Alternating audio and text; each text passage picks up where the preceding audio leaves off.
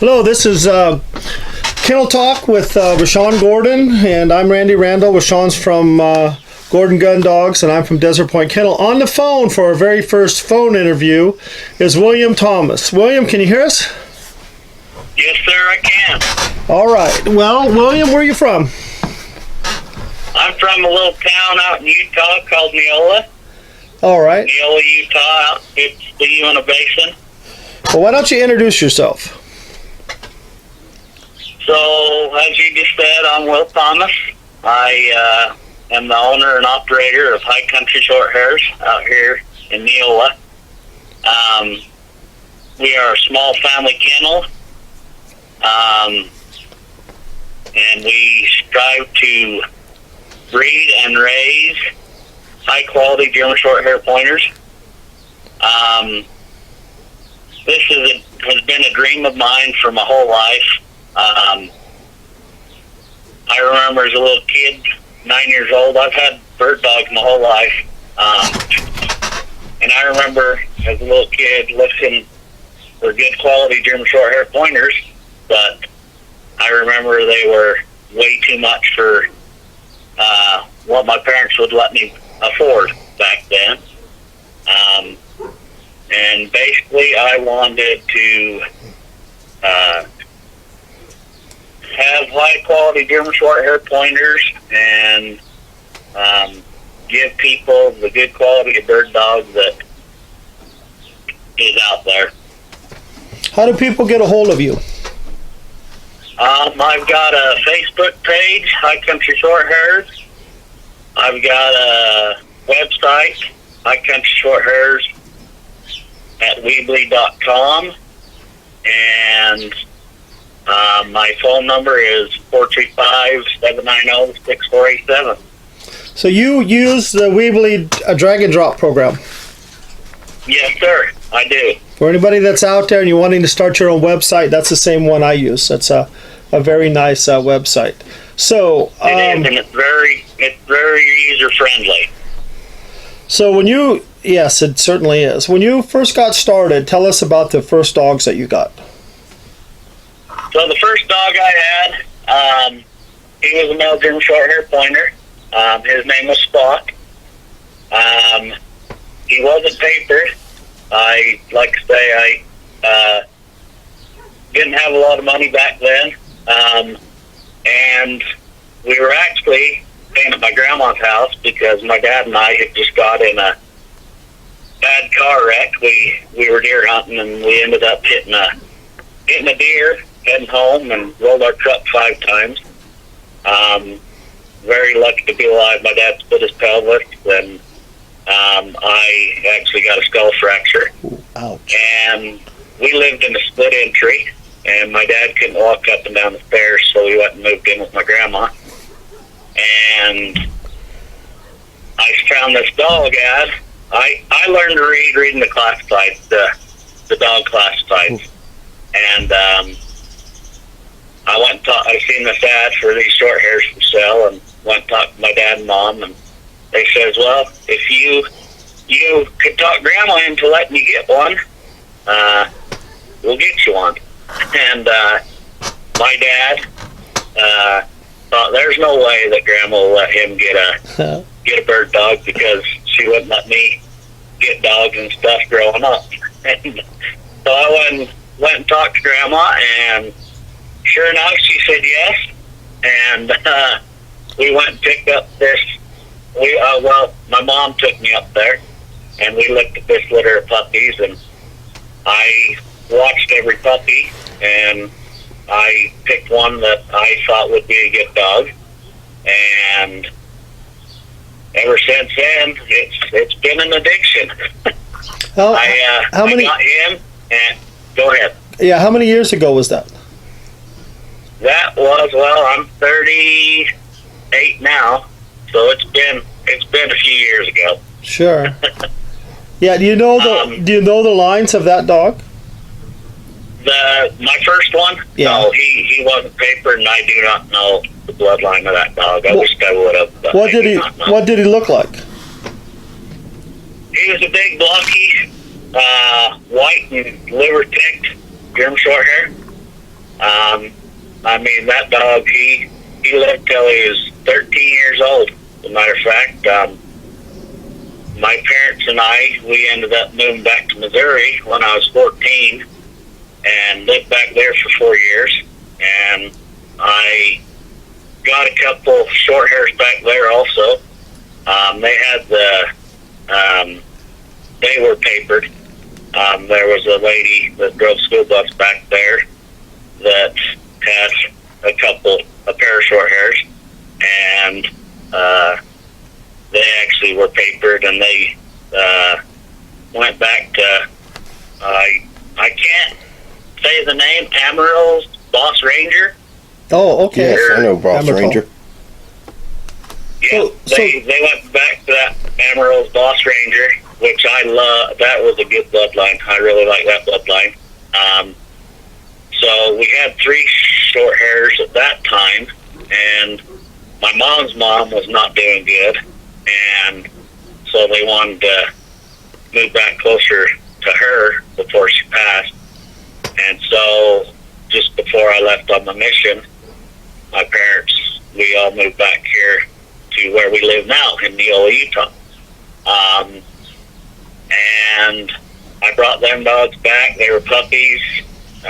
They're probably 6 to 8 months old when I left on my mission.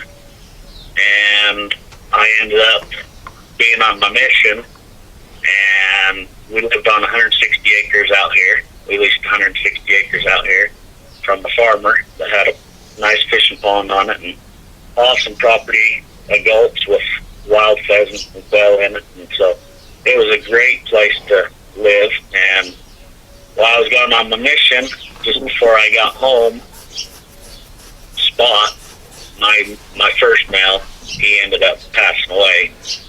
And then the other 2, the 2 puppies I got from Missouri, ended up getting out of their kennel and running away. So I really never got to hunt or work with them puppies a lot. But my one buddy that lives back there in Missouri right now, he had a litter mate to them dogs, and man, he turned out phenomenal.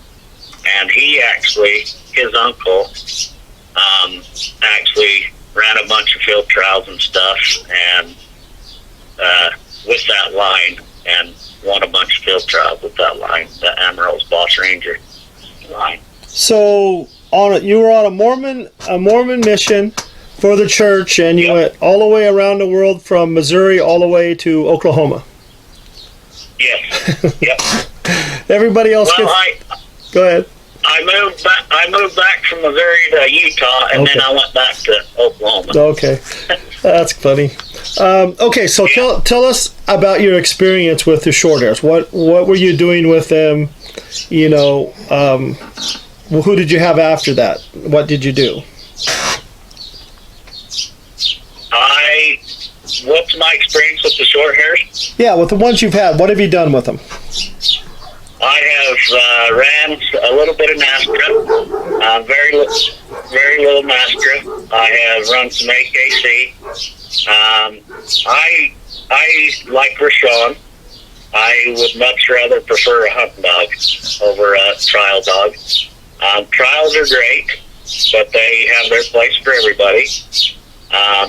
But as Rashawn knows, I am a big family guy, and I love getting my dogs out in the field and getting my kids out involved in the outdoors with me. And they actually help me train my dogs. I've got 4 kids that help me go out and train, and I've got an awesome wife that helps me train, and I mainly hunt my dogs. What do you consider a good German Shorthair? What do I consider a good German Shorthair? Yes. I consider a good German Shorthair a good family dog that is good in the house, but when it gets out in the field, it will turn the switch, and it knows what it's supposed to do out in the field. It knows to hunt, and it puts birds in the bag for us as owners. What should people be looking for in a breeder or a German Shorthair? Do their homework. A lot of people are breeding the hunt. They're wanting more of a field trial dog. A lot of people like the field trial dogs. They're big range. Me personally, and I know Rashawn, and I'm sure you, Randall, Randy, you like the closer. I like the closer working dogs that are there.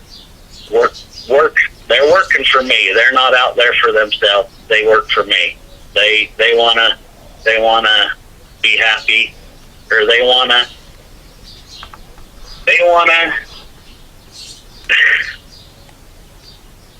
do what I want them to do.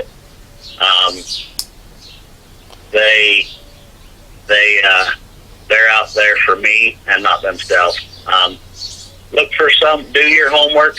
Look for someone who has been around the breed for a while and knows their dogs. I personally, I like looking at different I like the different bloodlines. There's a lot of versatile bloodlines out there still. There's a lot of German bloodlines out there still. But there's getting to be a lot of field trial lines out there also. The slick line, a lot of that they're field trial dogs. Do your homework, call the breeders up, call around, and I mean, I let people come out and look at my kennel, look at my dogs, and see what I have to offer personally at my kennel. I'll show my dogs on birds anytime. I have a flight pen that I raise chuckers and pheasants in, and I also have homing pigeons, and I have oodles and oodles of ground that I can work the dogs on out here. What is your experience in dealing with breeders and field trialing and testing? Tell us the good and the bad of the people that you're trying to be involved with in that. So the field trial world, there's good people in the field trial world, but I feel that some of the field trial people are cliquey. That's one of the reasons why I don't trial a lot, is because I don't feel like I fit in the niche. I guess it intimidates me a little bit.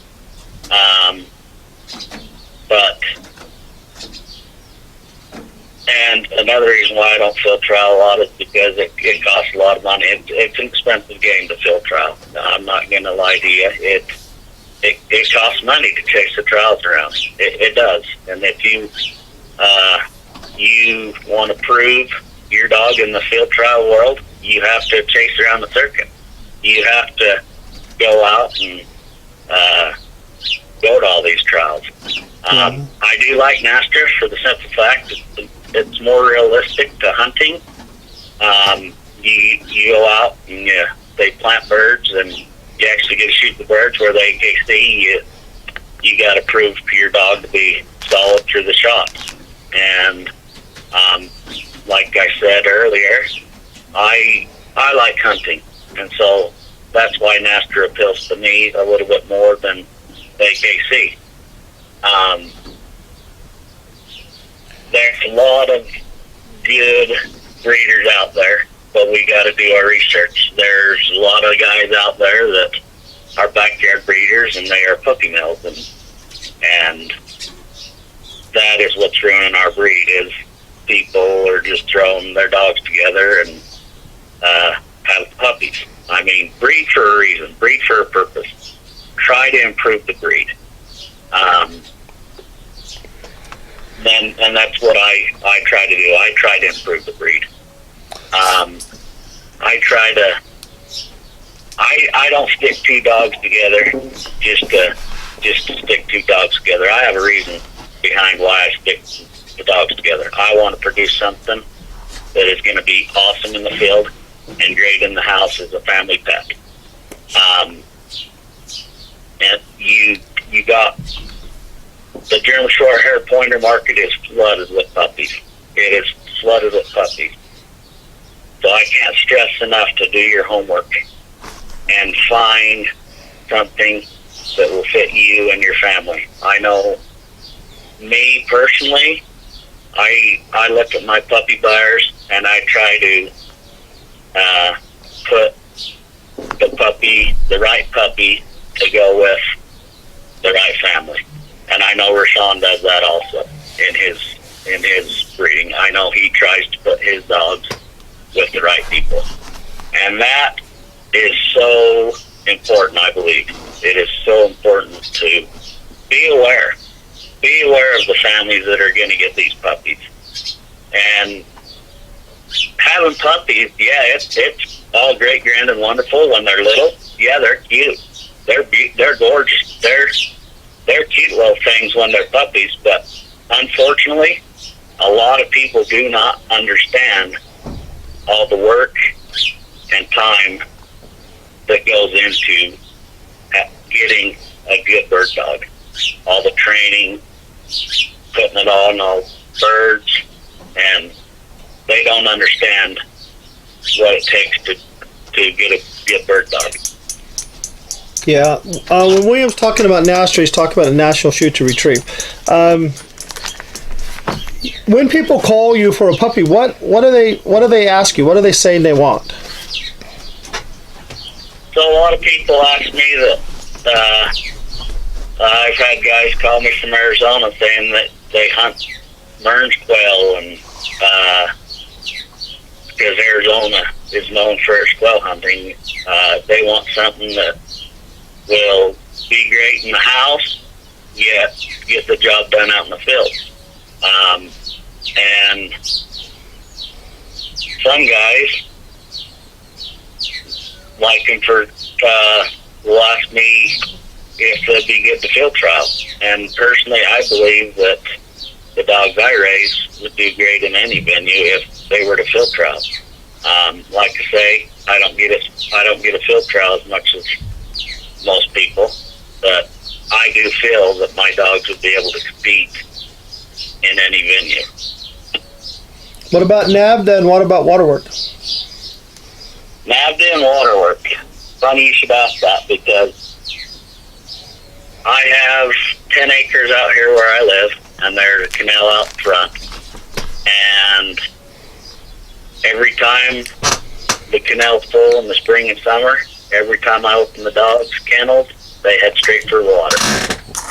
I expect all my dogs to get used to the water and like the water, because I put my dogs in every kind of different hunting situation I can, because I believe the German Shorthair Pointer is a very natural dog, and I think if bred right, they should love the water. They shouldn't have any problems with the water whatsoever.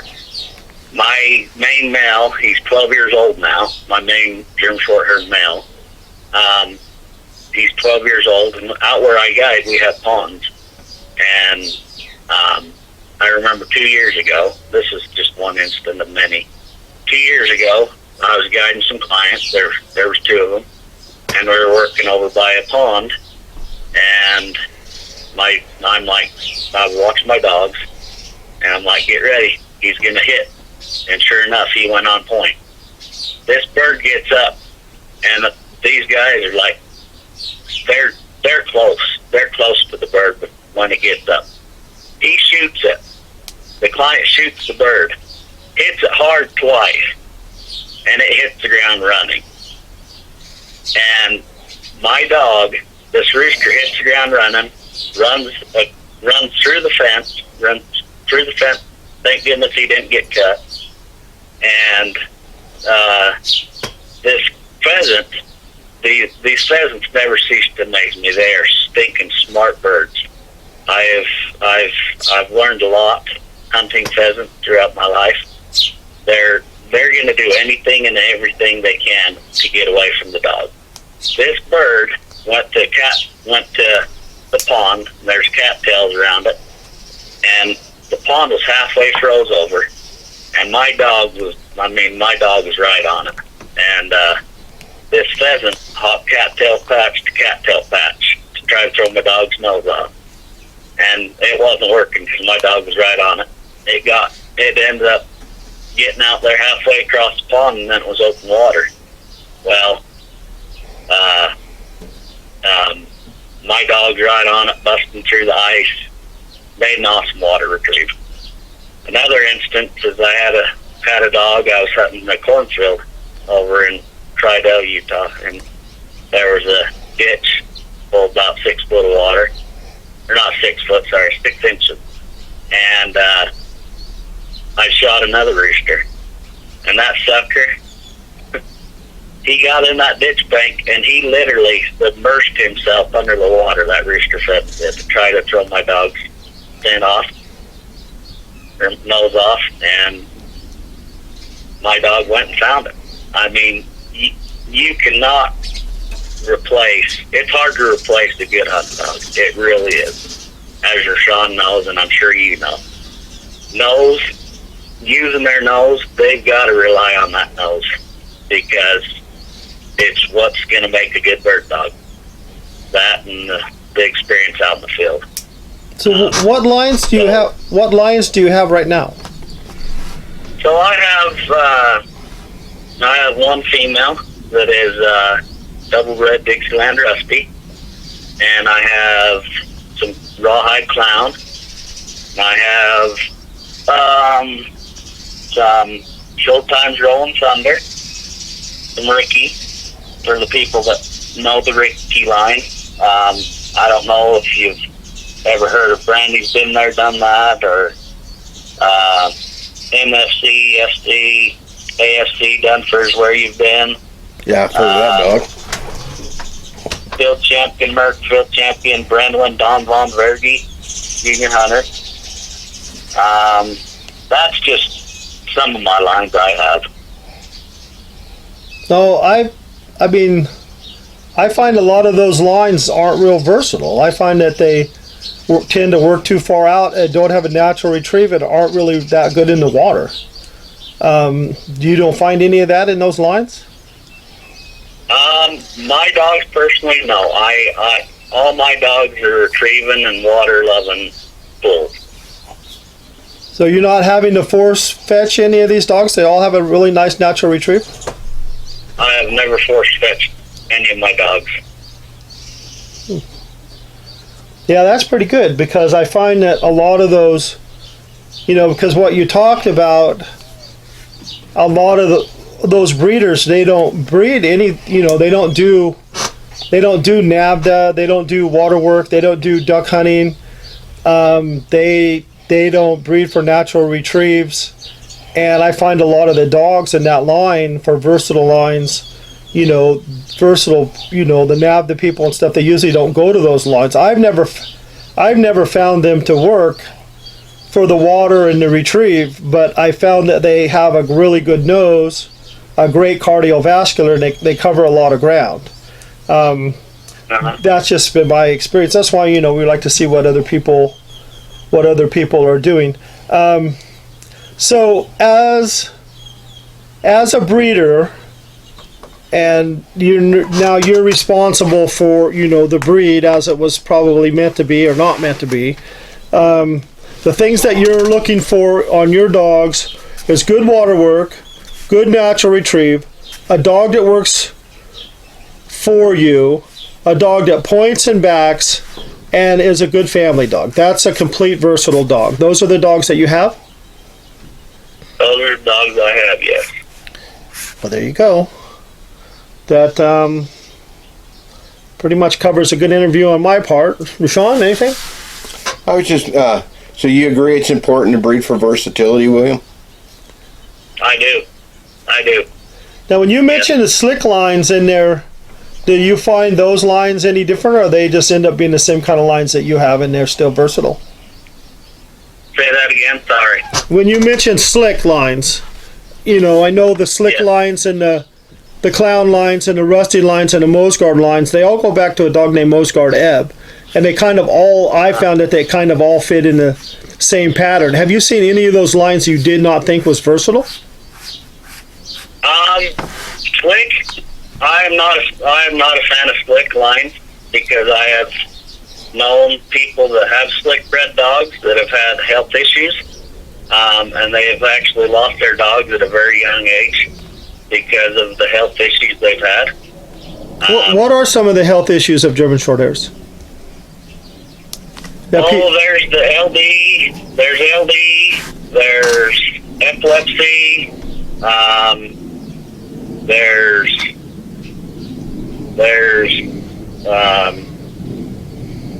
that's the main two that I know of. Okay. Do you do any of the panels with yours, paw print or what's the other one? A wisdom panel for the other genetic problems that Shorthairs have? Because LD is a little tough. That's through another organization. Epilepsy you can't test for, so you kind of got to avoid the lines. But the Wilbur disease and urinary tract disease, the blood diseases, do you test for that at all? I mainly test for the LD disease. Okay. Yeah, they're a pretty healthy dog. Hip dysplasias, they're like 98% hip dysplasia free. I've never personally known a dog with LD. Epilepsy is getting to be a little more common. So that anything anything in closing that you want to talk about?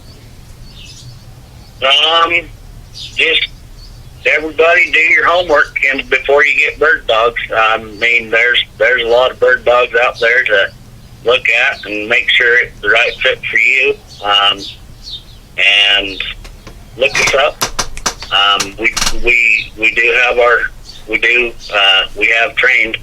We have started training for clients. We started training for clients 2 years ago, I believe, and it's bird dogs are our passion, and it's something that we love to do out here, and we love it. And I appreciate you guys for taking the time out to give us a call. I'm very honored to be on this show today, and I appreciate everything. I appreciate everything that you've done. All right. Thanks, William. It's nice. Laugh it up, Rashawn. Hey, you did great, William. You did great. It's good having you. Thanks, buddy. Hey, one thing I was wondering. Appreciate it. You have NAVDA, then you have Shoot to Retrieve, you have the field trials, you have the hunt test. You have the German DK club that's in here in North America now. Yeah, they're trying to form one in Utah. And what is your thoughts on those organizations and those dogs, and how do they really relate to hunting? I mean, can you really tell if a dog is going to be a good hunting dog by running Shoot to Retrieve or running your field trials or running NAVDA? Or do you have to hunt your dogs? I think if you want a good hunting dog, you're going to have to hunt your dog. The field trial world, yeah, it's nice to get them trophies and ribbons and stuff, but that will not give your dog the experience of hunting. I believe hunting. This is just me. Like I said earlier, I would much rather have a hunting dog over a dog that goes out and wins ribbons every day. Yes, it is nice to win ribbons and get plaques and stuff. I'm not saying that it isn't nice, but for me and what I do, hunting is for me. And I believe the NAVDA, which I have thought of joining and to get in when I have another litter of puppies. I've thought about doing that because it teaches your dog to track, and it helps introduce them into the water and stuff and put them in different situations.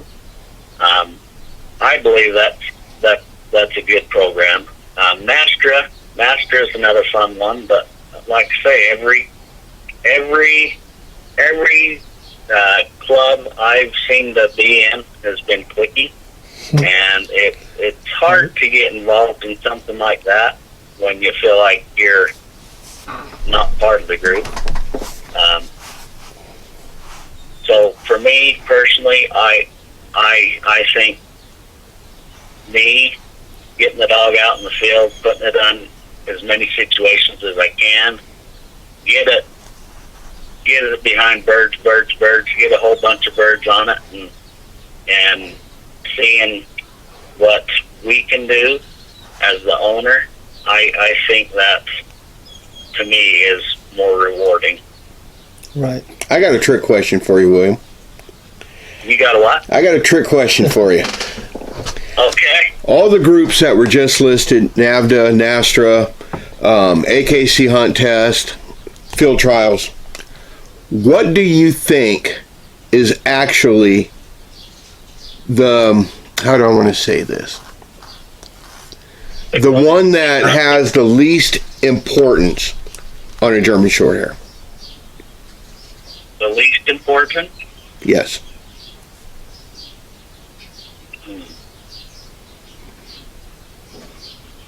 Out of all them venues, which has the least importance? Huh? Yes.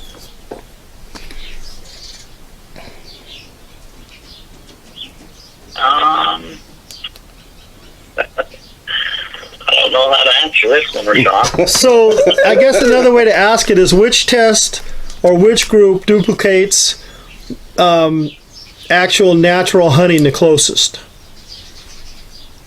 I would say, well, I haven't done AKC Hunt Test, so I can't say nothing about them. Okay. I would. That's a catch-22 there, buddy. You were correct, because NASTRA to me has the best hunting, but the birds usually do not fly the best, which that is not good at all on a dog. That's not good for a dog at all. But for me, I would say NASTRA.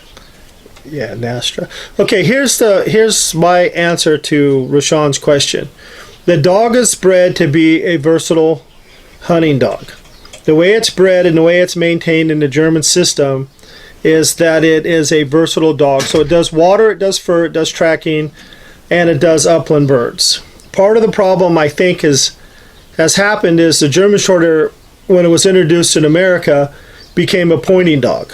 It was Thornton tried to get it in a classification of a retriever and a pointer, and in England they made it a gun dog, so it didn't compete against the pointing dogs. So the only group that does that is the German group, does the tracking and does the water work. So in my opinion, to eliminate NASTRA, National Shoot to Retrieve Association, and you would eliminate Hunt Test, and you would eliminate field trials, because none of them duplicate the versatility of the dog. So in your statements, you talk about the dog being good in the water, having a nice natural retrieve, working for the hunter, being able to track, and they all can track. And so the only organization that does that would be NAVDA. And but the other response to that is that when people ask, you see a lot of people on the groups and the Facebook sites, and they'll say, are you testing? Or what venue are you testing in? And so people say, they give people a bad time because they're not testing in Hunt Test, they're not testing in NAVDA, they're not testing in field trials and Shoot to Retrieve. And I think you hit the nail on the head when you said, well, I'm hunting. The number one test for a hunting dog is actually getting out there in the field and doing the hunting. Everything else comes in second. I mean, hunt tests are to, trap and skeet and sporting clays to natural hunting, shooting at birds. It's designed to make you a good shooter of wild birds, but the only thing that makes you a good shooter of wild birds is shooting wild birds. The only thing that makes you a good hunting dog, partner with your hunting dog, is actually getting out there and hunting. But but there are, and it's kind of, we like to see what the other breeders are thinking, because we know that a lot of people are just in their little area, whether it's shows or, you didn't even talk about show people or about showing dogs or, about conformation or about anything like that. So the dog getting out there and being able to perform the duties that it's supposed to perform in the field are that. What would you say to somebody that, I hear people say you should never get a hunting dog from a hunter. What do you say to somebody like that? That's crazy. That's crazy. Why would you not get a hunting dog from a hunter? Well, I think the argument. What was the argument on it? Well, the argument was because if you get a dog from just an average everyday bird hunter, that dog has not been able to prove itself to the world as being a genuine dog versus a dog that has a title. Because a lot of times the title the title does show that a dog had to meet certain requirements to get a title. Right. But whereas as a hunting dog, all you have is the breeder's word and maybe a few pictures. Yeah, one thing that you had said, William, is that you breed to improve the breed. And the problem with that statement is not that what you're doing to improve the breed, it's the individual definition of what that breeder is doing to improve the breed. So a field trial person that just does field trial and no water work, no natural retrieve, the people in the German system and the NAVDA system would say, not only are they not breeding to improve the breed, they're actually counterproductive.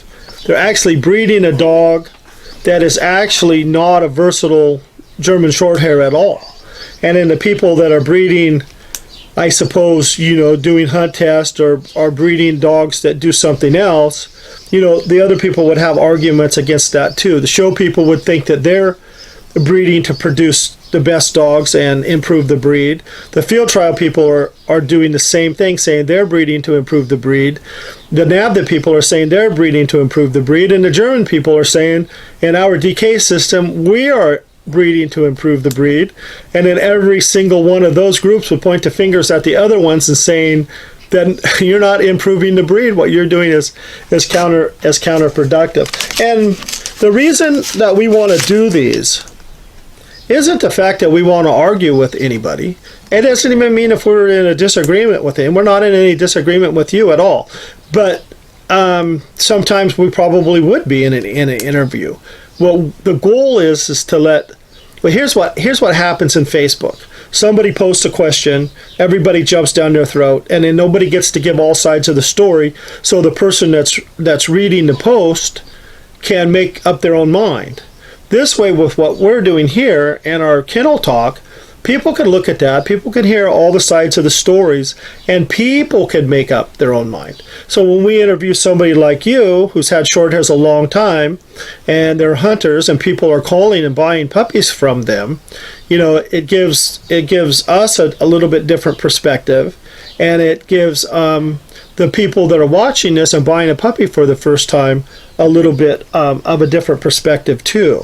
So that's what that's our goal, and and we appreciate it. So thanks for coming. I hope the quality I got to set up in such a way that I think that the sound should be picked up good. And you got his good side. And I got your good side. So William Thomas and Rashawn are good friends, and they talk a lot. And Rashawn put this together. I've seen some of William's posts, and I've never talked to him before. I've only texted with him one time. And so when I asked him all these questions, I didn't know what the answers were going to be. I just things I thought people would be interested in hearing, and things that I would be interested in hearing too. So anyway, William, it was a great interview. We really, really thank you. And then you get to watch this on YouTube and listen to yourself. Thanks, William. Thank you guys, I appreciate it. Not a problem. Talk to you later, buddy. So anyway, that was an interview with William Thomas. This is Kennel Talk, DesertPointKennels.com, and we're with Rashawn Gordon from Gordon Gun Dogs, and we're down here in Arizona. And I hope you find this interesting.